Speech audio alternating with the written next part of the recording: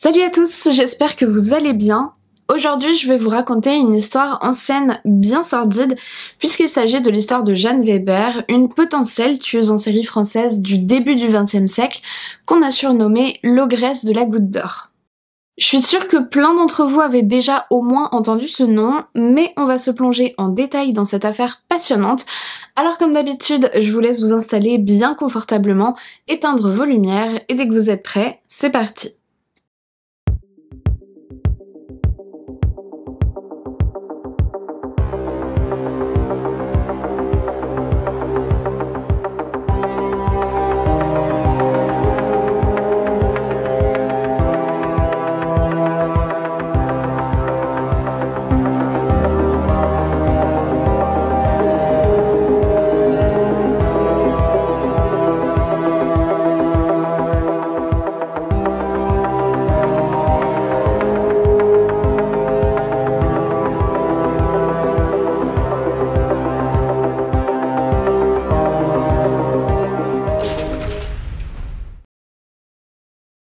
Notre histoire commence le 5 avril 1905 au 1 bis passage de la Goutte d'Or dans le nord de Paris.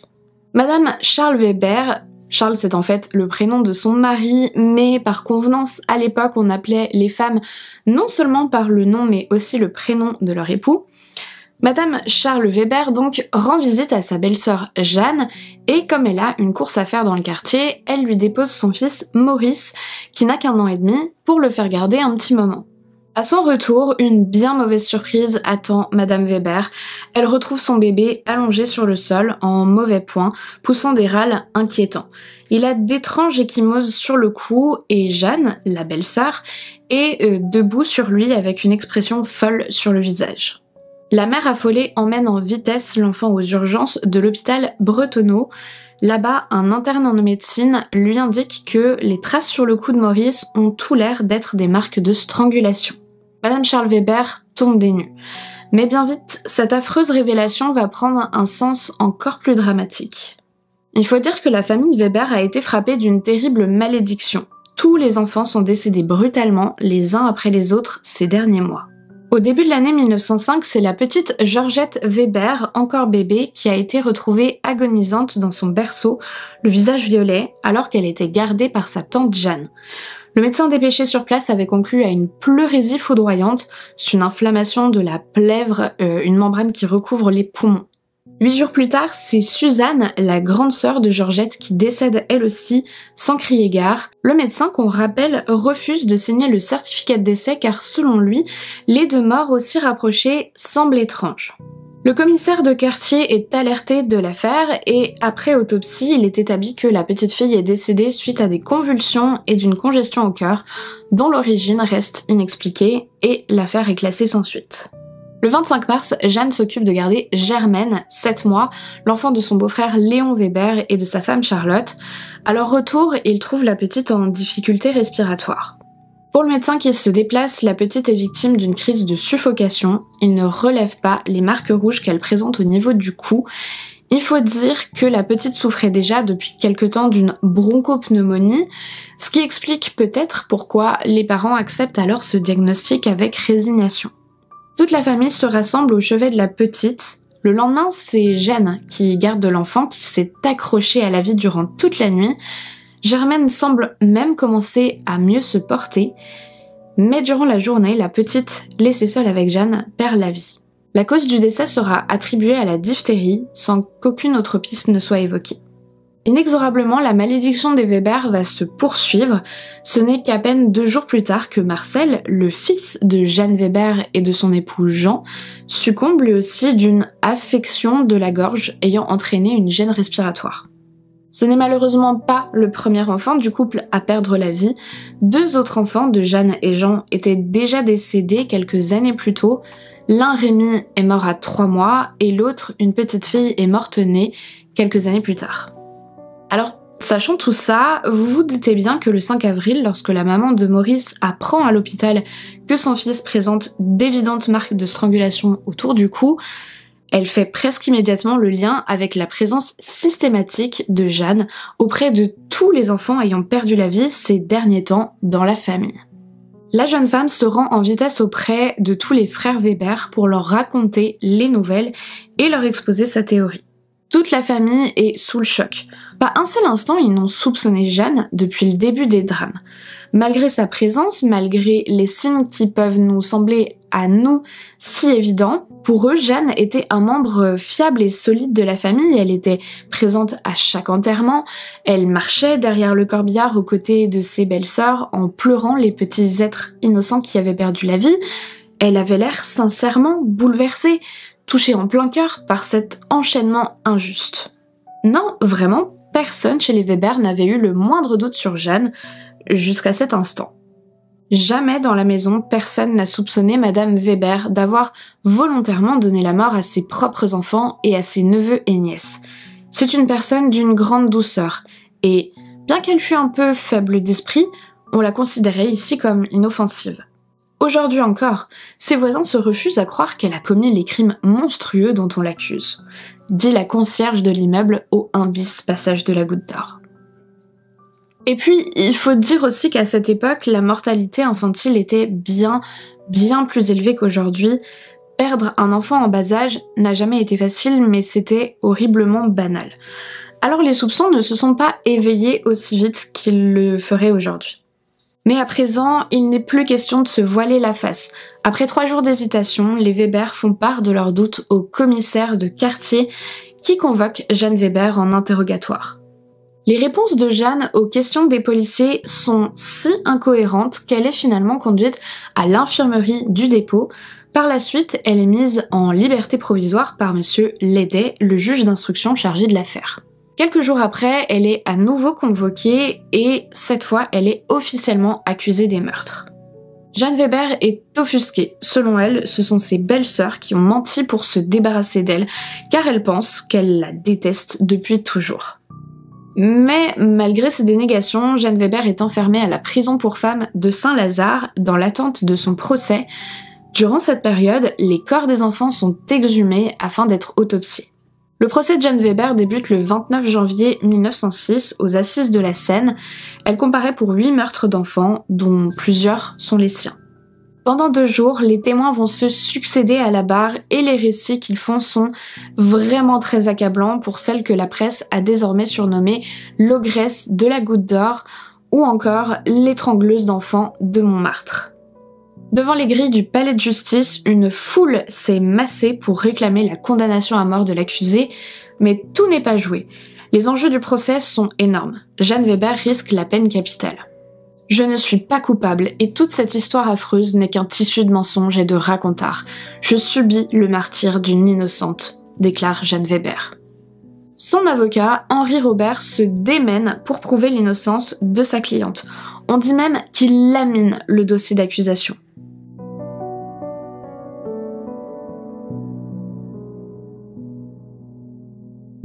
Un dossier qui vacille d'autant plus lorsqu'arrivent les conclusions des médecins légistes ayant pratiqué les autopsies sur les jeunes défunts.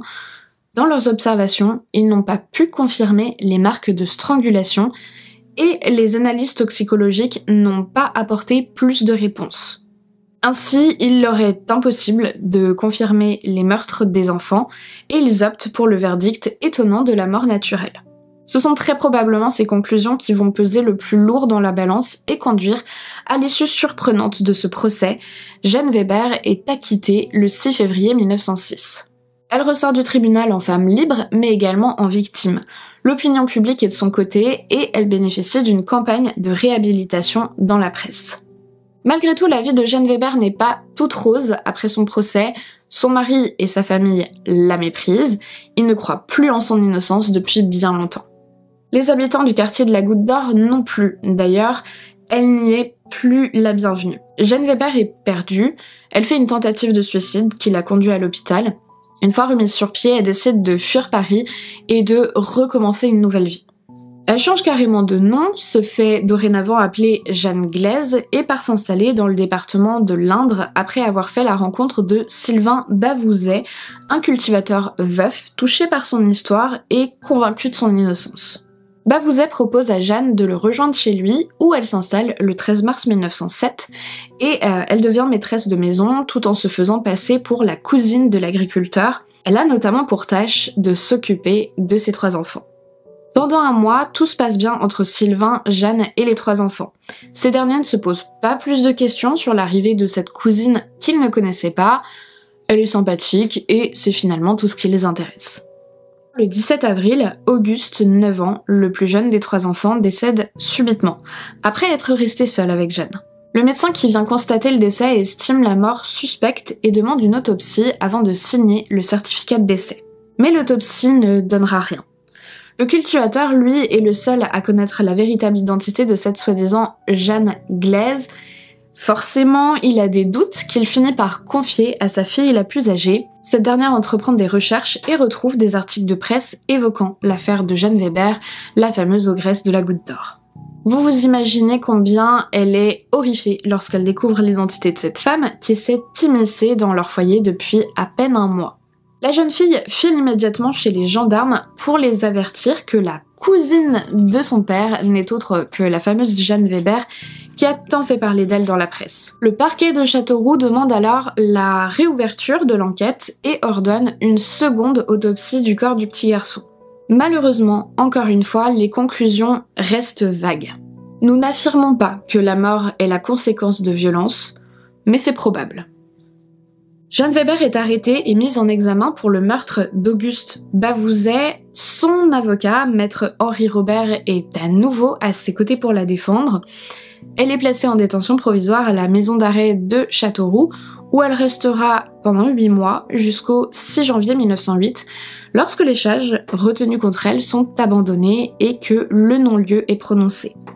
Jeanne Weber se rend ensuite à Fongombo où elle travaille brièvement, accrochez-vous bien, dans un hôpital pour enfants. Puis elle part dans l'Eure où elle se fait embaucher sous la fausse identité de Marie Lemoine dans une maison d'enfants, c'est-à-dire une sorte d'orphelinat, de Caillouet-Orgeville. Son poste là-bas sera de courte durée, elle est un jour surprise par le directeur alors qu'elle est en train d'étrangler un petit garçon et est renvoyée illico presto. Par chance pour elle, le directeur préfère éviter une mauvaise publicité et ne va pas porter plainte contre son ex-employé. Jeanne Weber n'a plus rien. Plus de travail, plus d'argent, plus de toit. Elle remonte à Paris où elle vagabonde. Certains anciens voisins l'aperçoivent qui déambule dans les rues se parlant à elle-même. Est-elle prise de remords ou de folie ? J'en sais rien, mais toujours est-il que, au bout d'un moment, elle fait irruption dans un commissariat pour avouer tous ses crimes.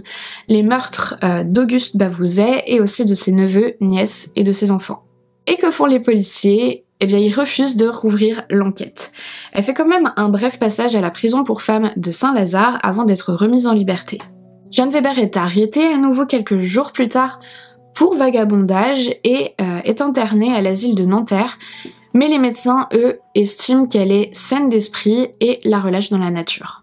C'est durant son internement que Jeanne Weber fait la connaissance de Joseph Joly, un admirateur qui lui écrit et avec lequel elle commence à correspondre. À sa sortie de l'hôpital, Joseph lui propose de lui payer son billet de train pour le rejoindre en Moselle, ce que Jeanne accepte évidemment. Elle arrive dans sa nouvelle demeure le 25 avril 1908. Là, les événements sont un peu flous. On sait que Weber commence à se prostituer pour gagner de l'argent. Elle entretient aussi une relation proche avec Joseph Joly, et bien qu'on n'en connaisse pas exactement la nature, on peut s'en douter. Et puis elle rencontre également un autre homme, Émile Bouchéry, et devient sa maîtresse. Tout se passe dans un laps de temps assez court et j'imagine créer des tensions puisque le 3 mai, Joseph Joly met Jeanne à la porte et cette dernière part s'installer auprès de son amant, Émile, qui vit lui-même dans une auberge à Commercy tenue par la famille Poirot. Jeanne Weber utilise désormais son nom de jeune fille, Jeanne Moulinet. Alors oui, je sais ce que vous vous dites, mais des noms pareils, je vous assure, ça ne s'invente pas. Jeanne, Émile et le couple Poirot s'entendent bien, ils ont tous les 4 des penchants alcooliques et passent des très bonnes soirées à se saouler et à discuter. En plus, Jeanne aime bien s'occuper d'enfants et ça tombe bien, les Poirot ont justement 2 garçons, Fernand, 9 ans et Marcel, 6 ans. La suite, vous la voyez arriver gros comme une maison.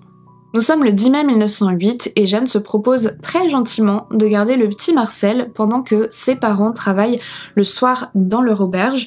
Les Poirot acceptent avec gratitude, ils le regretteront amèrement. Durant la nuit, des clients de l'auberge sont alertés par des bruits étranges provenant de la chambre voisine. Ils descendent alerter les propriétaires de l'établissement. Quand les Poirot font irruption dans la chambre, il est déjà trop tard. Le petit Marcel gît dans son lit, la bouche pleine de sang, le visage violet et gonflé, mort. À ses côtés se tient Jeanne, essoufflée mais silencieuse. Dans les draps près de l'enfant, on retrouve un morceau de sa langue arraché par la tueuse. Les gendarmes sont alertés et interviennent rapidement pour arrêter Jeanne, qui se laisse faire. Elle est menottée et embarquée pour être interrogée sur les circonstances du drame. C'est alors qu'elle révèle sa véritable identité à la stupéfaction de tous. Une autopsie est pratiquée et cette fois le verdict est sans appel. Le petit garçon a bel et bien été tué, étranglé par Jeanne qui lui a enfoncé des mouchoirs les uns à la suite des autres dans la bouche. Peut-être pour arrêter l'hémorragie après avoir sectionné la langue, je sais pas trop. Retour à la case-prison pour Jeanne Weber et dans l'attente d'un nouveau procès, on fait appel au célèbre professeur de médecine légale César Lombroso, dont les publications sont très en vogue à l'époque, pour faire une analyse de Weber sur la base d'une photo qui lui est envoyée. Alors permettez-moi de faire une minuscule parenthèse pour vous parler de Lombroso. Ce n'est pas la première fois que je le cite dans une de mes vidéos parce que, vous l'aurez compris, c'est quelqu'un qui a marqué l'histoire de la criminologie, pas dans le bon sens malheureusement parce que il a défendu des théories selon lesquelles, en gros, il y aurait un lien entre la criminalité et le physique des gens. Aujourd'hui, ça paraît complètement con, évidemment, mais à la fin du 19e, début du 20e siècle, c'était vraiment hyper en vogue. Bref, notre cher Lombroso reçoit une photo de Jeanne Weber et voilà ce qu'il écrit à son propos. Il s'agit d'une hystérique, elliptoïde et sérinoïde. Il est possible qu'elle ait commis ses crimes lors d'accès d'épilepsie ou d'hystérie. Agissant sous l'emprise de l'alcool, elle est une pervertie qui éprouve une jouissance érotique extraordinaire en étranglant des enfants. Pour conclure, Jeanne Weber est un être immoral, une criminaloïde épileptique de l'espèce la plus dangereuse qu'il faut absolument mettre hors d'état de nuire. Ah ouais non mais à l'époque il valait mieux pas avoir une tête qui ne revenait pas à César Lombroso, hein, moi je vous le dis, ça pouvait littéralement vous coûter la vie ce genre de choses. Bon, étant donné l'ampleur de l'affaire, on ne se base heureusement pas que sur l'avis de Lombroso, d'autres spécialistes sont consultés, et d'un autre côté Jeanne Weber nie toute implication dans tous les décès des enfants qu'elle a côtoyés, alors même que les preuves sont plus qu'accablantes, surtout dans le cas du petit Marcel Poirot, et elle refuse également d'être accompagnée par un avocat. Résultat, les experts estiment qu'elle est aliénée, irresponsable de ses actes sur le plan pénal, une folle, comme on disait dans le langage courant de l'époque. Jeanne Weber est internée dans l'asile de Maréville, en Meurthe-et-Moselle, avant d'être transférée quelque temps plus tard dans celui de Vinvéel, dans la Meuse. C'est là-bas qu'elle mourra, un peu moins de 10 ans plus tard, le 5 juillet 1918, des suites d'une crise de néphrite. Elle avait 43 ans. Mis à part le moment de retour à Paris où elle s'était rendue dans un commissariat pour se dénoncer, l'ogresse a nié ses crimes toute sa vie, jusqu'au dernier jour. Aujourd'hui encore, elle porte cette double casquette ambiguë. On la désigne comme ce monstre, ce redoutable tueur en série sans pitié ayant tué une dizaine d'enfants dont même les siens. Et pourtant, elle est innocente aux yeux de la loi puisque elle fut acquittée pour son premier procès et par la suite jugée inapte à être rejugée. Dans cette histoire des zones d'ombre perdurent, Jeanne Weber a-t-elle réellement tué toutes les victimes qu'on lui a attribuées?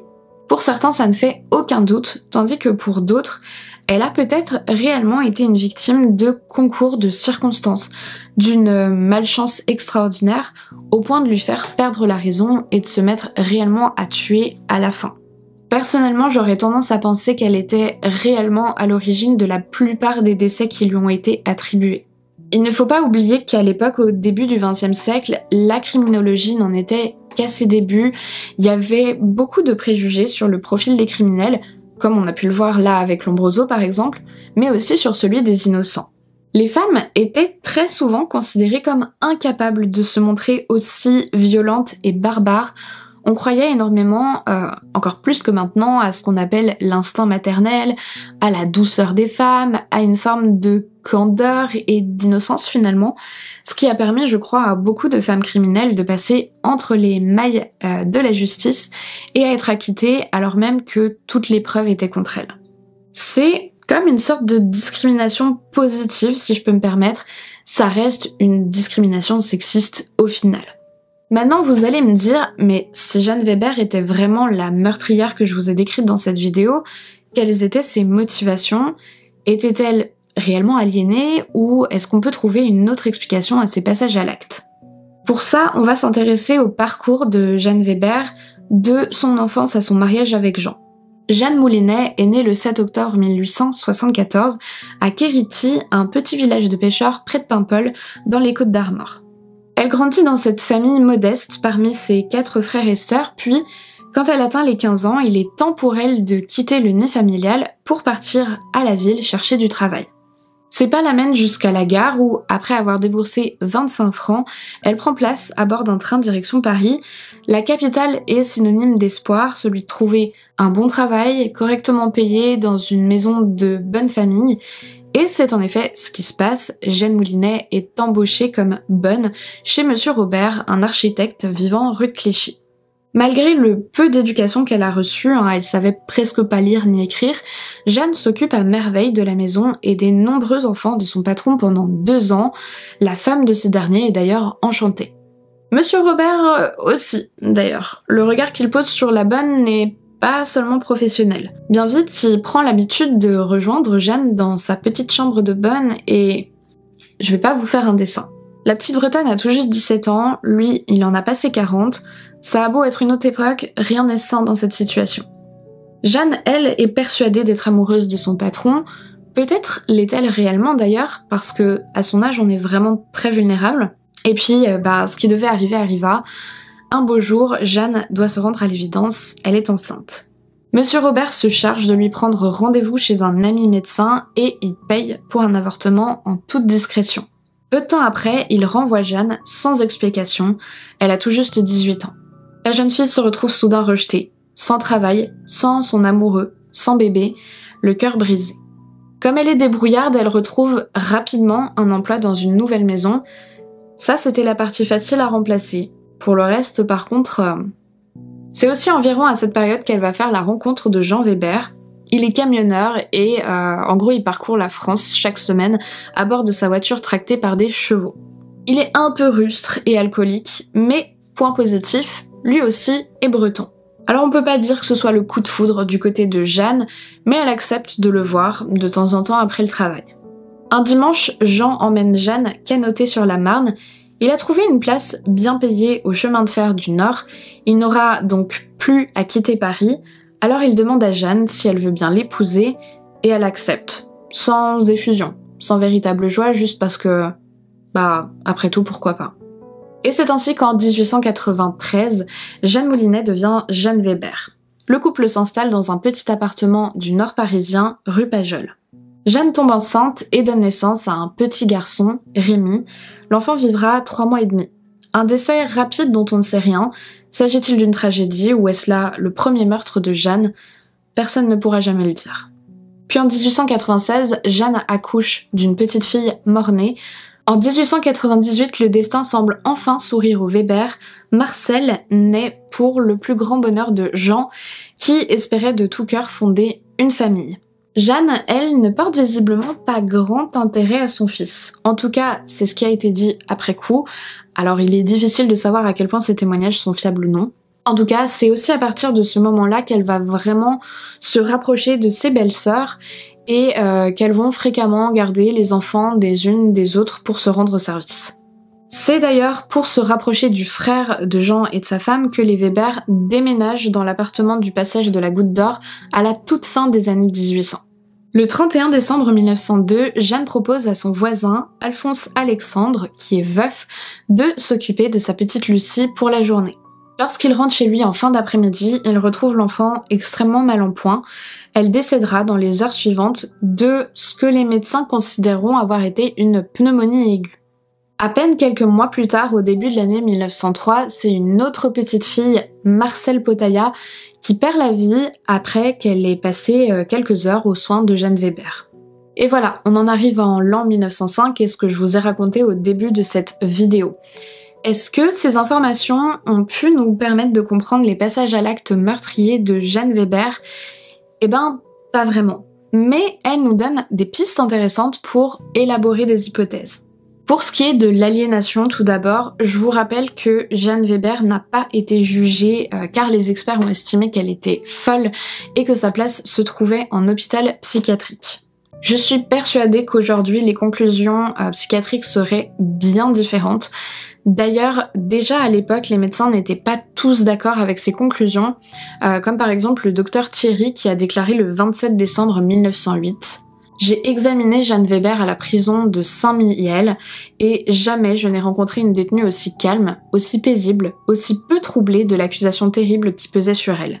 J'ai donc conclu à sa responsabilité pleine et entière, et comme telle, j'ai été rangée avec plusieurs de mes confrères au nombre des partisans de cette opinion. » Il y a aussi une explication très intéressante concernant les gestes de Jeanne Weber qui prend sa source dans le traumatisme de l'avortement qu'elle a vécu à 17 ans. En gros, plusieurs personnes ont pensé, et je dois reconnaître que ça a été mon cas également, que Jeanne a pu associer inconsciemment le tout premier enfant dont elle est tombée enceinte et le rejet qu'elle a vécu de la part de Monsieur Robert.